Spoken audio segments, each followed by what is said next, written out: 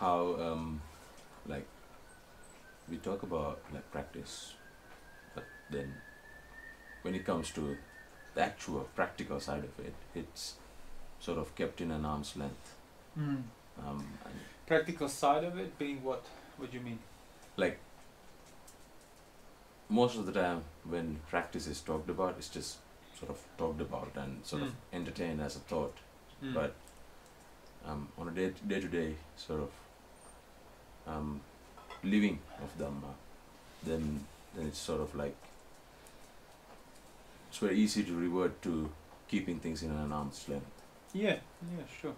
Well, that's like the hey, Talia. That's the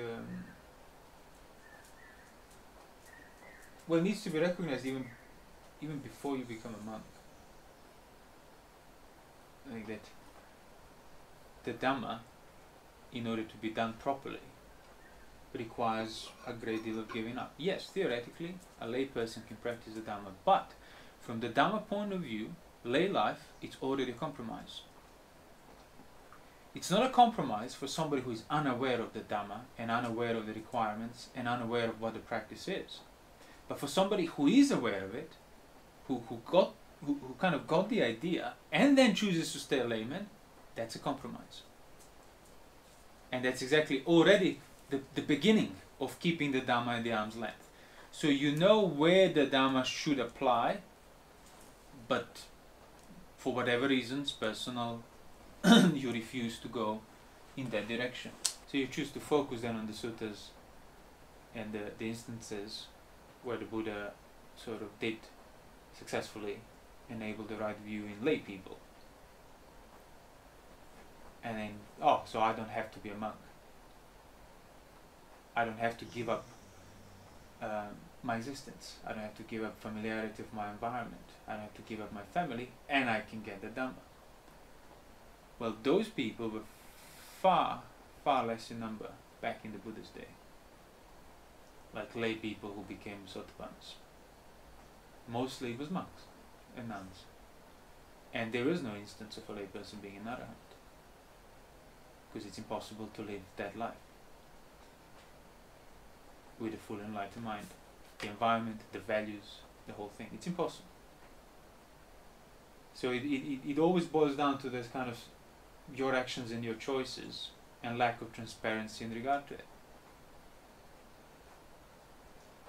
So it's obvious not everybody can be a monk, but everybody is perfectly capable of not avoiding responsibility for that.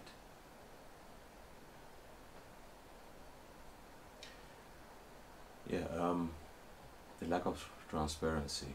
I think that's mostly where I was getting at. Like, so even when you do commit, it's after a while, it's very easy to feel fully justified to be.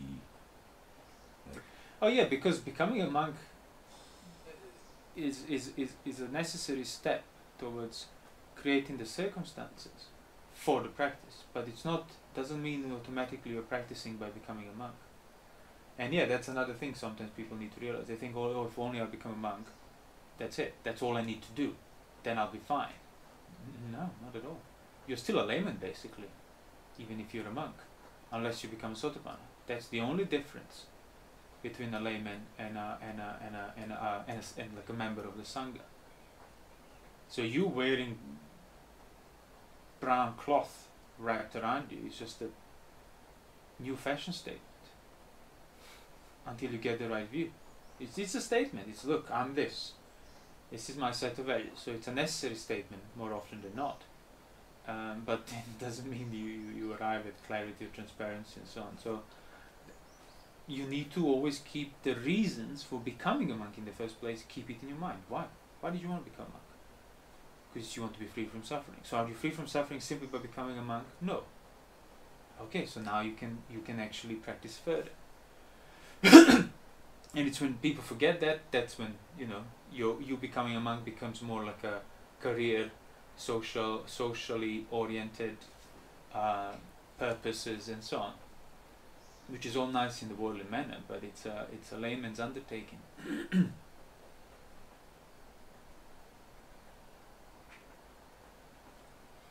So if somebody like doesn't want to practice Dhamma and chooses to stay layman, that's absolutely fine. Then you can't. Well, you can't complain about anything, but that's a different topic. But the problem is when you know the value of the Dhamma, you know what it entails, at least to an extent, but then you choose to justify not doing it because you need to be a layman. So that's why it's a compromise. That's why you kind of disqualify yourself from proper understanding of the Dhamma. So would you say keep an eye out for your anxieties? That's a good way to. Yes, keep an eye for the suffering, because all of these acts of covering things up from yourself, it's to cover up the responsibility because it's felt unpleasantly. If by some miracle responsibility would be felt pleasantly, nobody would be covering it and everybody would automatically go towards arahantship, towards full enlightenment. But it's the opposite. Responsibility is not pleasant. Never is. Never was, never will be. And there was never a problem. The problem is you not being able to endure that discomfort and habitually looking away from it, giving in to distracting yourself from it. And the more you do it, the more dependent you become on doing it, doing that avoidance. Yeah, sort of meant using anxiety as a criteria. Using anxiety as a criteria is another way of saying using discerning the liability to suffering as a criteria. Because it doesn't matter if you're a layman, doesn't matter if you're a monk. What matters is, are you still liable to suffering? And it's virtually inseparable. Liability to suffering is virtually inseparable from being a layman. So yeah, by proxy then, if you really want to commit to free yourself from suffering, you have to recognize you need to commit to changing your environment. You cannot live in the world around that's fully based upon values of sensuality, family, company, distraction, desires, lack of restraint, and somehow go beyond that.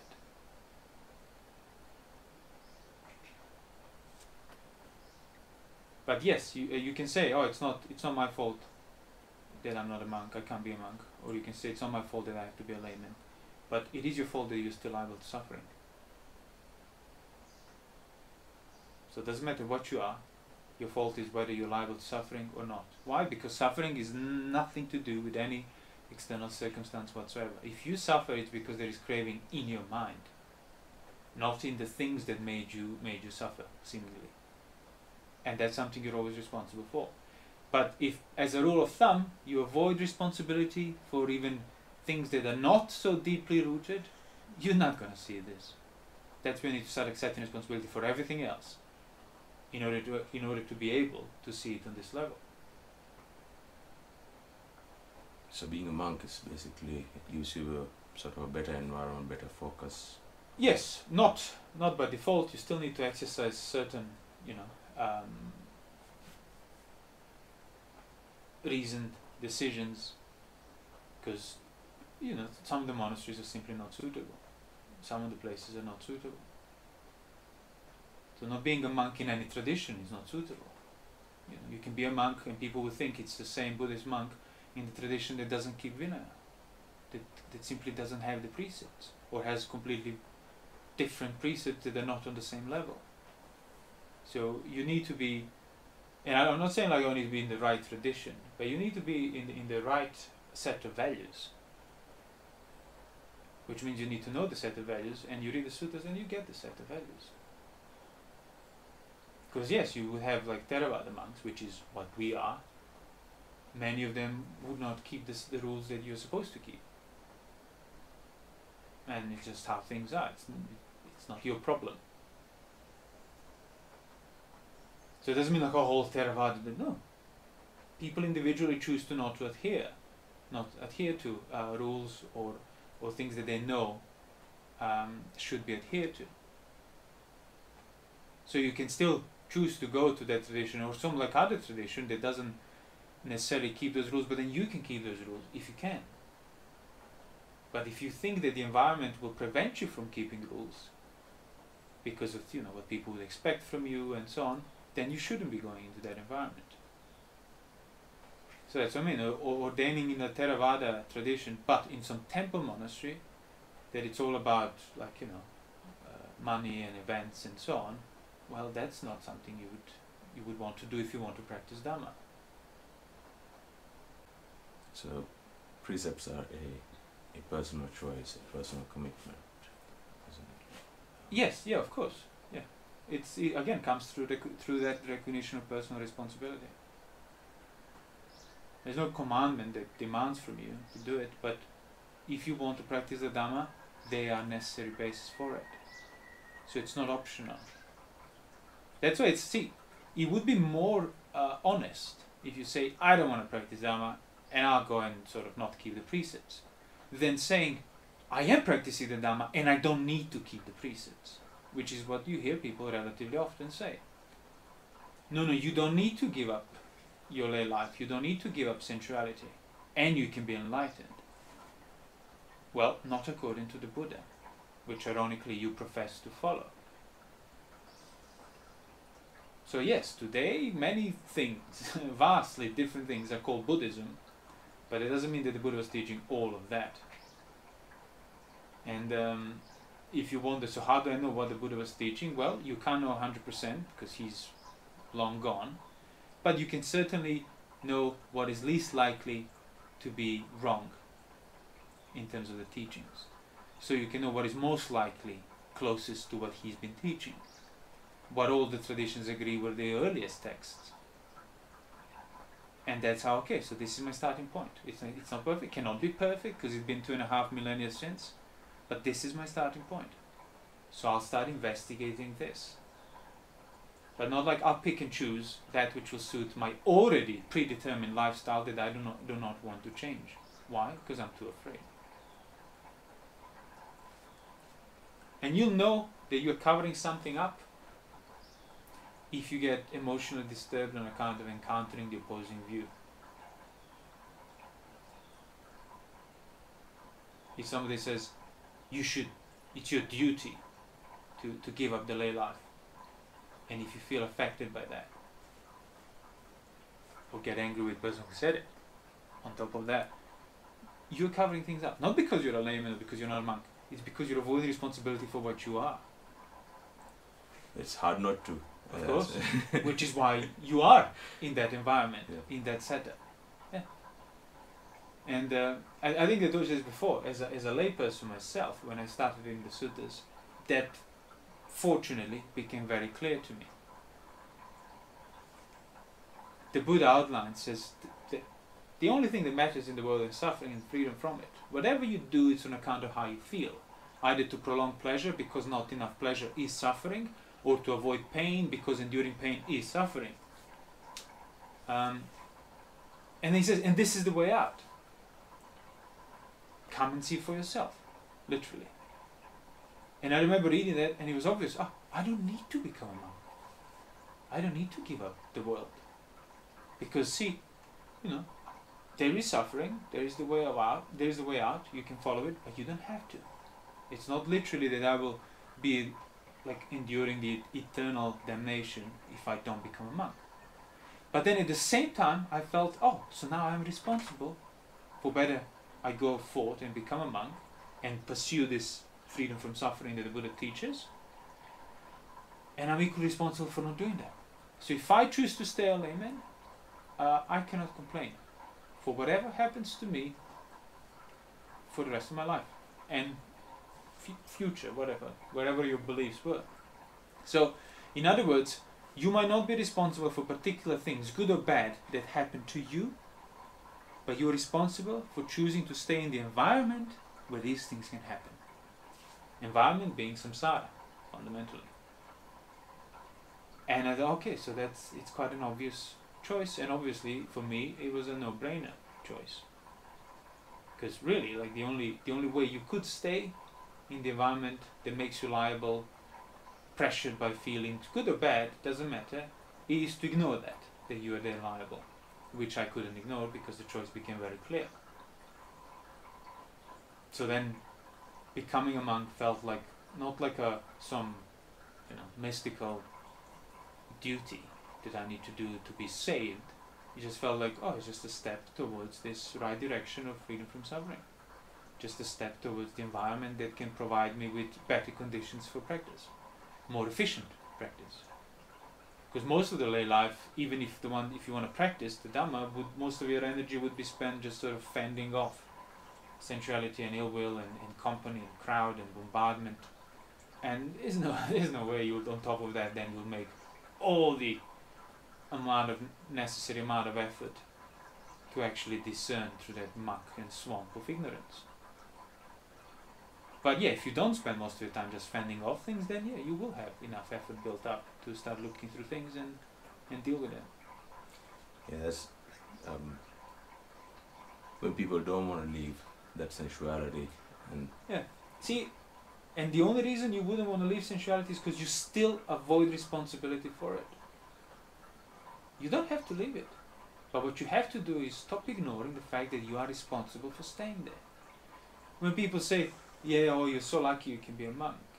Like we are lucky in as much we are still alive. Haven't been like riddled with sickness and so on. Yeah, that is luck. That's often pure chance. A bit, maybe we're a bit careful. Make sure you kind of, use your body, don't get indolent and whatever else. But overall, that's as far as the luck goes. Everything else is based on the choices monks individually made. Like, I didn't wake up one morning and suddenly became a fully ordained monk. No. You had to leave the home. You had to leave the family. The people you were involved. You had to. Which means it can never be pleasant. Ever. But you recognize responsibility, you recognize the value of it. It's just when you ignore that, then you just try to keep it, as you said, at the arm's length. So you are lucky you're a monk and I'm unlucky. Either way, none of us is responsible for our own situation. Yeah. Or when people say, oh, I can't be a monk now because I have the family to look after. Yeah, that is true. That is the reason you can't be a monk. But why do you have a family that you have to look after? Was that just sort of magically thrown upon you? You just woke up one morning with 6 children you had to look after? No. You each time individually chose that to engage in a full-on sensual acts that result in children, sometimes planned or unplanned, doesn't matter. They cannot happen accidentally. So now you have to look after the consequences of your actions. Yes, that's exactly what samsara is. But that's what I mean. It's not like, oh, so what do you do? What you do is stop ignoring responsibility for that. And then you'll know whether you really want to be a monk or you're fine by staying a layman. You'll never be clear on that for as long as you ignore responsibility for the situation you're already in.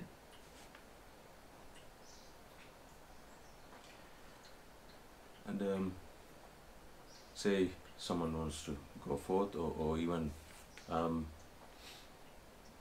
to get a taste of while staying a layman, what he or she should do. Can you know precepts, like what precepts entail before you commit to them? Can you this is the results I'll have? No. You can know them in terms of, you can know what they are and what they require you to abstain from and practice and be mindful of, but until you start doing it, it's like asking, can you feel the heat of the fire that you would have lit up with these wet sticks if they were dry?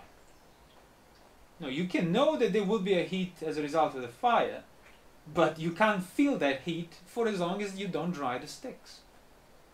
So as long as you don't dry out your behavior of greed, aversion, delusion, conceit and everything else, you can't feel the heat of the Dhamma in terms of that wisdom and that liberation from suffering.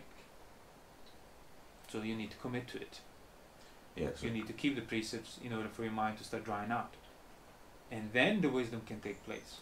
You cannot foresee what's the You can result. foresee on the abstract level. Yeah. Yes, the heat will probably be the result. But what that heat is or how it's felt and how it's experienced, you don't know. Because your sticks were always wet. So that's what I mean. You might choose then that whatever, your family, your community, your job is more important to you. Or rather, having the insecurity from giving these things up is something you don't want. And on account of it you say, well, this Dhamma is all good, but you know, I like being a layman. That's absolutely fine, as long as you don't use that to at the same time cover up responsibility for that very choice. That's all. Because if you don't cover up the responsibility for that very choice, now you will feel responsible for not following the way out of suffering, for staying in the environment that provides you with pleasure you are familiar with, and provides you also with possibilities of suffering that you have to deal with. And then endure that responsibility of that choice. And that's actually what the Buddha was teaching to lay people. He didn't say you should all become like monks and nuns. He said you should all be aware that you are the owners of your actions. The burden of your choice is always on you. So choose wisely, choose skillfully. Still, even as a layman, choose according to the 5 precepts, as in not out of greed, aversion, delusion, don't harm others. All these things, because it's the same principle. Yeah. So the worst thing, basically, is ignoring the responsibility. That's where ignorance comes first. It's the root of everything. Yeah, you said like familiarity. Yeah. And earlier that the simile you gave, like you always had wet sticks. Yeah. You don't know anything else. You don't know anything else. Yeah. That's when you have a degree of faith initially, to like recognize abstractly that if the sticks dry out, it's greater likelihood that I'll light the fire. So now I just have to endure for as long as it takes for them to dry out, and maybe, you know, don't jump back into the water because that was my familiar environment. And then it will stop being your familiar environment, and the sense restraint will become your familiar environment. And then it will require your effort not to restrain, but to go back to sensuality. And that's how you know you're on the right path. So the only reason like giving things up, keeping precepts, accepting responsibility is unpleasant is because you keep avoiding it. You always have been avoiding it. So someone hears this, starts with the sense restraint. What next? How do you like? Are we still talking about the lay person? Or even a monk. Even a monk. Yeah. So you start with a sense restraint as a necessary basis for understanding the Dhamma. So the next step is then to start contemplating things. So why do you want to understand the Dhamma? To end suffering, to not suffer. To not suffer. So now on the basis of sense restraint, so you haven't been engaging with sensuality, haven't been giving into ill will, expression of it, where is your suffering there?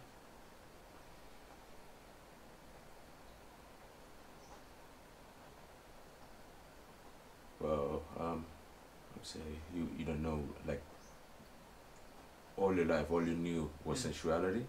Then you okay, think of it like this, for example. Say you want something, you have a sensual desire, and you restrain yourself, you're not doing it. It's felt unpleasantly.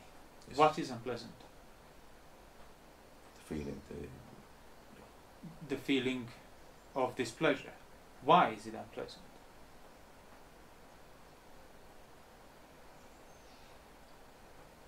Because, well, it's pressuring. It's sort of. Right. So there is pressure left and right, but why is this pressure felt unpleasantly by you?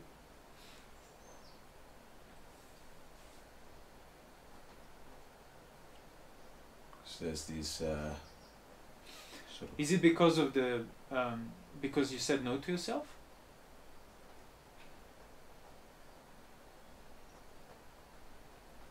You would want to jump at that sort of conclusion, but not really. No, it's. So why is it then? Or you can say yes, it is. It's because you said no to yourself. That's the most obvious answer. Yeah. But why did you say no to yourself? Was there nothing, and then suddenly you just said no to yourself, and pain arisen as a direct result of saying no to yourself? Or was there something before you said no to self, to which you said no? Yeah, you had to have something to say no. So then your pain started before you said no. You saying no was not the first point of that whole experience. Yeah, because see, when you like, if saying no is where the pain is means any time you say no, it will be felt painfully. But that's not the case. If I offer you this poisonous drink to drink it, they will cause you pain for weeks, and you say no to it, would you suffer on account of that, or would you be elated and happy on account of that very no? You'll be elated and happy, because the basis for saying no is what determines whether it's felt pleasantly or unpleasantly. So now when you say no to your sensual desire and you suffer on account of it, that pain is in sensual desire, and saying no reveals the pain that started with sensual desire. If sensual desire were truly pleasant, as I said that many times before, you wouldn't feel pressured towards it. Like, why do you, if sensual desire were pleasant, you wouldn't need to act out of it, because desire in itself would be bliss. But it's not, isn't it? Sensual desire means you need to act and get and obtain and maintain and protect and engage with it more and so on. Which means it touches you painfully and you want to get rid of the pain. So that's always the first and always the main framework for any engagement with sensuality. It doesn't matter the pleasure you can get secondarily from it, it's always rooted first in trying to avoid the pain of it. So sense restraint can never be the reason for neither pain nor pleasure. Abstaining from action cannot be the reason for pain nor pleasure. It can only reveal the reason for pain or pleasure that's already implied in the action you're restraining from. So otherwise you're already committing to saying no, you're saying no to things. Yeah, so initially you're going to blame your sense restraint for your pain. Yeah. But as I said, if that were truly the case, means saying no to your senses would always be unpleasant, but it isn't. Saying no to the harmful exposure of the senses is felt pleasant. It's felt, oh God, I dodged a bullet there. But it's the same act of saying no to, I refuse this sight, I refuse this taste. So then when you feel the pain of sense restraint, stop misidentifying it. And you can only stop misidentifying it if you started practicing sense restraint first. So that's what you should do once you start practicing sense restraint. Start seeing that the pain is not in that, the pain is that which you're restraining yourself from. So, how long do you have to? There is no prescription. As the Buddha said himself, sometimes half a night is enough, sometimes you maybe need to do a full day, sometimes 7 days, 7 months, 7 years. But the point is, if you're doing it like this, the results will have to come. You cannot be doing it rightly without the right results that are freedom from suffering. That is inconceivable. So that's another thing you should factor in. Yeah, you need to be patient to some extent, but then at the same time, don't think like, oh, so there's never any verifiable result for me. I just need to do this out of faith, and there is nothing to be attained anyway. No, there is. There's a lot to be attained. And if you're not attaining it, it's because you're not doing things rightly. As simple as that. And if you don't believe me, well, read the suttas. On many occasions the Buddha said, in many different ways, but always the best simile was the hen sitting on her eggs.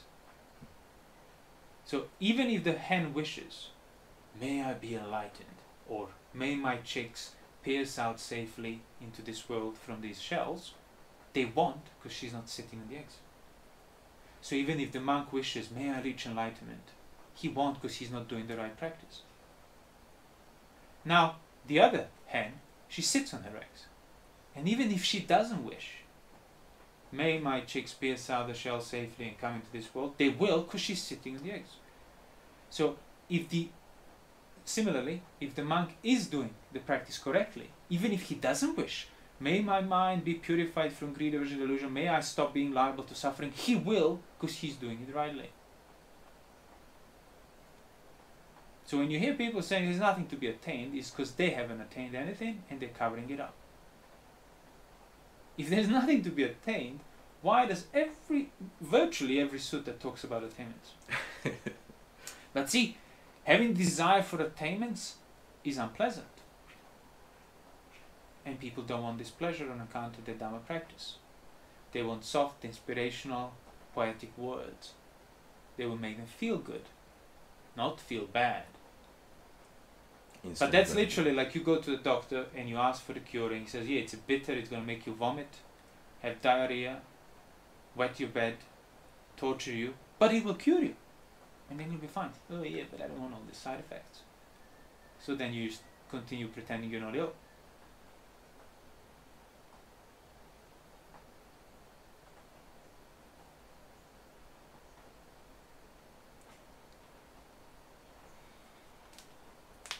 So I think that's where we started, isn't it? Like being Keeping practical. the arm's length. Yeah. No, that's what I mean. Like you won't even see the value of being practical and clear in understanding and the meaning for as long as you're avoiding your own personal responsibility. That's you need to stop avoiding responsibility for what you choose to be, to do, to attend, and then you get a better picture. Then you will be unable to ignore as much.